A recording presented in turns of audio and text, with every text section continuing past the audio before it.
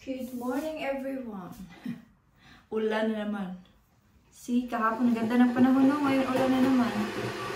By the way, oh, ang mangga ko, nahinog na lang siya. Kailangan ko na tumitapon, nakalimutan ko na. Away muna natin itong mga hinugasan. Ito yung kagabi. Sige, nakaalis na.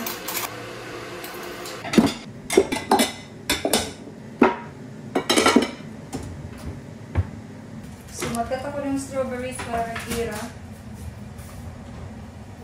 sa kanyang breakfast. Kaya tatlo lang. Okay, yan. Ilagay ko na din yung waffles niya sa air fryer. I-prepare ko pa yung kanyang lunch sa school. Ito.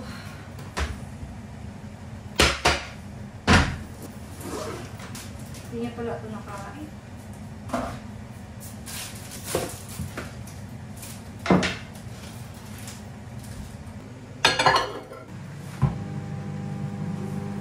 Ganito na naman ako kasi malamig na naman. So magkape na tayo. Si Kira nakakain na siya. So ito yung aking kape. And my croissant. Yun lang naman yung kinakain ko sa umaga. Tapos bago ako papasok sa work, kumakain ulit ako. So, yung pasok ko today is doon lang ako sa aking part-time. Si Kira, susunduin siya ng lola niya kasi ulan. Mainit pa yung aking kape. I-enjoy ko muna yung aking kape no, while quiet time. Put some cream. This is dry down.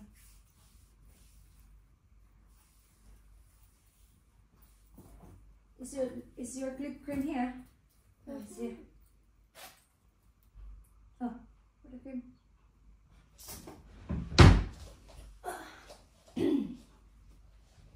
And then we're going out. Come on, let's go.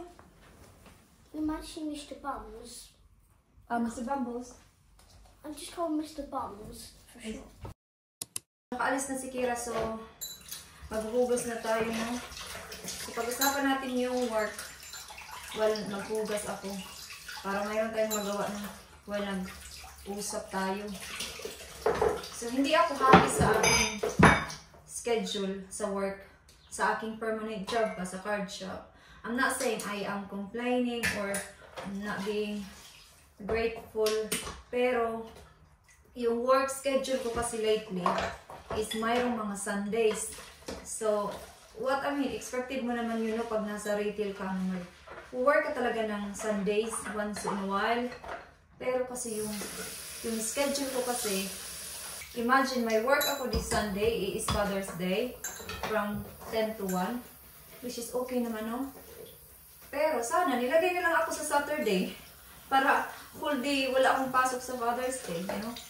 Tapos, the following Sunday, I think not next Sunday, but I think the week after, meron naman akong Sunday. Kasi may gagawin kaming stock take sa work. Everyone naman sa work may Sundays that week. Kasi mag-stock take nga, which is fine. Pero ngayon, nakita ko na naman yung bagong rutas namin. May work na naman ako ng Sundays, which is 10 to 4. Yun yung opening hours namin pag Sunday, 10 to 4 lang kasi kami. But before that Sunday, meron aking work from 1 to 4. So sabi ko, hindi naman to fair na parang marami akong Sunday. And nagka-work na ako, wala talagang anak, 26 years old. Bakit hindi na lang siya yung nandoon sa Sunday na yun, like, basta feeling ko, wala siyang life balance, ganun. So, I think I need to consider looking for a different job. Kasi, in the long run, kung ganyan yung magiging schedule ko, hindi siya helpful para sa schedule na sa family and then work, you know what I mean? Like, I don't mind working man sa Saturday kasi si Kira, may lesson siya pag Saturday, 10 to 1, which is okay. Like, 10 to 1 din ako nag-work. And then, sa Saturday din minsan, may work din si Dave nang maalis siya ng umaga, umuwi siya ng alas 2. So, I don't mind working on Saturday, pero ilagay ako sa Sunday. Tapos, maraming Sunday ako this month. Parang, hindi ako happy. So, I don't know kung tatanong ko yan sa aking manager o pabayaan ko na lang and then I will just find a different job. Kasi hindi talaga ako masaya sa ganyang schedule. Like, I know hindi naman dapat sundin yung schedule ko, but at least it's fair ba na like yung iba ibigay din sa iba. Kasi may ka-work naman ako na team leader din, may anak siya, pero hindi siya nag-work ng Sunday. As in, never siya nag-work ng Sunday unless talaga needed talagang mag-work. Kasi nga sabi niya, hindi daw siya makapag-work ng Sunday kasi nga may anak din siya. Well, may anak din naman ako, you know? And I need to balance everything kasi diba si Dave minsan nag-work ng Saturday. So, kung pati Sunday, kumurin pa, so ano na lang yung family time namin, ganon. Kaya, I think, hindi ko muna ira-rush na maghanap ako ng work. Kasi nga, kahit maraming work dito sa UK, still mahirap pa rin maghanap ng work. I-take time ko lang yung paghahanap ng work, pero i-consider ko talaga yung paghahanap and mag-change ng job kasi hindi siya life balance. Well, the good thing naman din sa aking work ngayon, sa aking card shop, is flexible siya. In a way na mayroon kayong lakad as a family. Tapos, aalis kayo ng Saturday or during the week. Tapos, maglalagay ka lang ng note kung sa office sa work na like, Tuesday, I'm not available to work. So, hindi niya yun ilagay as a working day. Mga ganung bagay, very flexible siya. Pero, when it comes naman sa hours every week, hindi talaga siya enough. Part-time lang talaga siya, which is okay naman sa status ko ba, kasi nga hindi pa ako pwedeng makapag full time. Kung hindi ako nagko-complain, I think it would be nice kung maghanap na lang ako ng work na 3 times a week, the same every week, yung the same days every week. Kasi yung schedule ko kasi sa card shop, iba-iba siya every week. May times naman na the same lang, pero yun nga lang, hindi, parang you need to plan ahead. Parang ganun. Hindi talaga siya yung fix na this day I can do, we are going out with my friends, I can do this with my family. Kasi nga, paiba-iba yung schedule ko. So, bago ka makapag-schedule ng sarili mo, you need to check the schedule sa work and then ikaw na yung mag-adjust kung ano yung gagawin mo sa mga araw na wala kang pasok.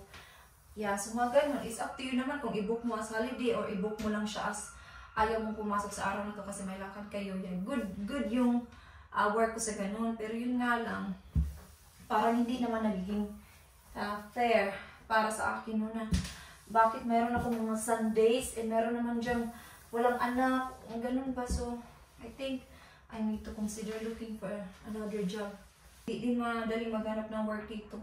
I mean, maraming work pero hindi din talaga madaling matanggap sa work. Alam niyo yun? So, yeah, I'm so thankful na may work ako. Yun nga lang. Parang in the long run, hindi siya for me. Alam niyo yun? I mean, the job is for me, pero the hours, hindi siya para sa akin talaga. Yun lang naman. I think I need to find a different job. Yeah, sabi ko nga kay Dave, bakit ako nilagay sa Father's Day na meron naman diyang iba na walang anak. Ako pa talaga yung nilagay sa Father's Day, no? And alam niyo ba dati, nilagay din ako sa Mother's Day, as in nilagay ako sa Mother's Day at Saturday and then Sunday. Kasi yung Mother's Day noon is, di ba, Mother's Day is Sunday, same din sa Father's Day. So, nilagay din ako sa Saturday, so nilagay din ako sa Sunday. Sabi ko, wala akong, kahit anong gawin ko sa weekend, wala akong choice, kundi wala kaming gagawin, hindi kami makaalis. Kasi nga, mag-work ako ng Saturday at Sunday. And then, pumasok ako nun sa work. Pagkapasok ko sa work, hindi talaga maganda yung mood ko. Hindi ako masyadong very chatty. Siguro nalaman ng manager ko na bakit hindi siya masyadong nagsasalita. And then, nalaman ko din sa kilos niya parang may something din. Siguro na-guilty din siya na bakit nilagay ko si Jenny sa ganitong araw na alam ko namang Mother's Day. So yun, sinabi ko talaga sa kanya na bakit mo ako nilagay sa Mother's Day na marami namang iba dyan na pwedeng mag-work sa Mother's Day. So sabi niya na we're busy. Tapos yun, after 2 days, hindi siya nagpaalam sa akin, pinalitan niya. Siguro na ano siya, na naisip niya siguro na I need to change it. So yun, iba yung nag-work that day sa Mother's Day. Kasi hindi talaga ako happy na nilagay ako sa Mother's Day. Yeah, yun. Kaya yeah, in a way, yun lang naman yung masasabi ko.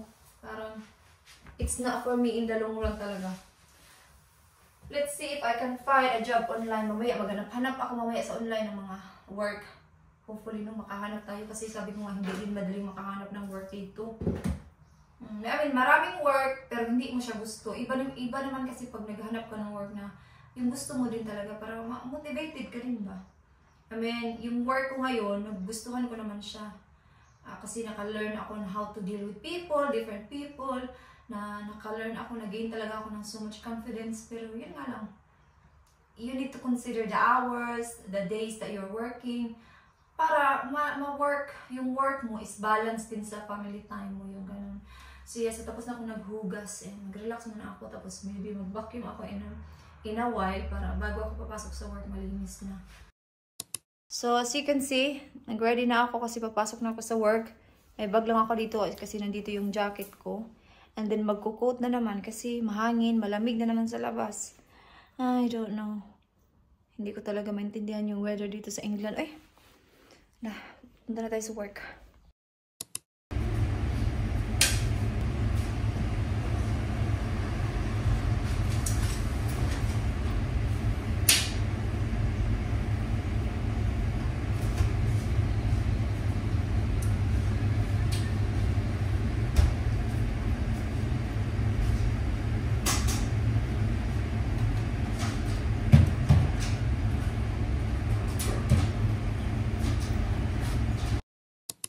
So, tapos na ako mag-work. Nag-on ako ng washing. Kunti lang naman yung nilabhan ko, pero ayaw ko kasi dumami yung labahan. So, ngayon is magkape ako. Para mag-chill, para mag-relax ba. Kape is pang pa-relax. Tapos, nilagyan ko siya ng condensed milk. Diba, nasabi ko na to. Para siyang, ito yung pinaka-sugar ba. Pero kunti lang kasi matamis. Hindi ba siya busy sa work? Okay lang. Then bukas doon tayo sa aking card shop. Iman ko kung mag-vlog ako. Kasi pag nasa work ako, hindi naman masyadong nakikita yung work ko. Kasi diba 5 hours akong nasa baba. I mean, 3 hours and a half ako nasa baba. Tapos mag-lunch time. And then, back to work. So, walang masyadong ganap pag nag-work ako doon. Kasi bawal naman mag-cellphone. Nakikita nyo lang ako doon. Pagpasok ko, tapos pag break time, tapos uwi na. So, yun yung aking ganap for tomorrow. And by the way, pakita ko pala sa inyo itong diffuser na nabili ni Dave sa B&M or no Home Bargains. Yeah, so Soflora. Di ba yung gamit kong panglinis is Soflora? Tapos meron din silang diffuser, which is smells the same naman dun sa mga panlinis nila. Nakita niyo daw yan sa shop. So, binilan niya ako ng dalawa. So, yung isa is nasa CR. And then yung isa nilagay ko na lang dito sa kusina. Mabango siya, especially sa mga maliliit na room, like yung CR, maamoy mo talaga siya. Kasi pag dito sa sala, hindi masyadong maamoy. Yung ginagamit ko kasi sa sala at saka sa kwarto is diffuser at saka yung spray. Yun, magkape muna tayo para ma-relax tayo, no? Tapos mag-ano tayo ng tinapay. Nanonood ako ng video sa, sa TikTok. Yung pag nanonood ka ng TikTok, umiiyak ka, tatawa ka, lahat na nasa TikTok siya. As you can see, yung mata ko parang ano ba, namula. Kasi nanood ako ng mga video sa TikTok. Dinilit ko na yung TikTok kasi nasasayang yung oras ko sa TikTok. Uy, kaka-scroll. Sa totoo lang, madaling masayang yung oras mo sa TikTok. Anyway, magkape muna tayo guys. Okay? Kape-kape. Let's chill. May croissant pala ako dyan. Tingnan yung mga kalat doon ni Kira o yung mga drawing niya dyan sa gilid.